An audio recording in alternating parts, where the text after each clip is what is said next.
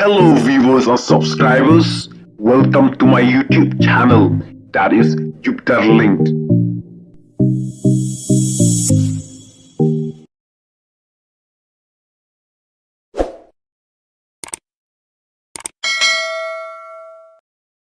Wan Joe Biden sa India, banyak kendu ya Modi, haka G20 Summit. Prime Minister Narendra Modi, ulaya kendu ya Presiden jongka United States, Joe Biden, ha New Delhi, nakam taka jinya keren kerpang, jongki, hapdeng ki arteli kiri, kata ka India bat ka United States. Joe Biden, ulah poi sa New Delhi, nakam taka G20 Summit, balak khot sing bahada ka India.